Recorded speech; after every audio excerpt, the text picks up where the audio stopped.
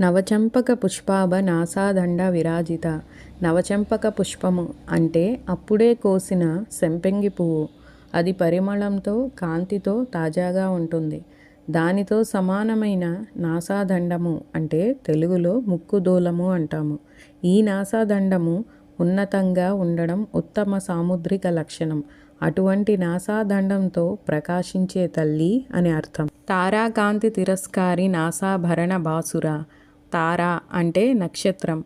నక్షత్ర కాంతిని తిరస్కరిస్తున్న నాసాభరణం అంటే బులాకి, ముక్కెర, నత్తు అని పిలువబడే నాసాభరణాలు ఉన్నాయి. బులాకి అన్న, అడ్డబాస అన్న ముక్కు క్రింద ధరించే ఆభరణం.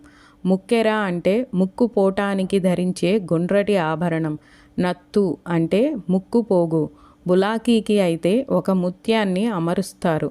ముక్కెర అయితే ముత్యం, కెంపు, పగడం మొదలైన వాటిని తాపించవచ్చును.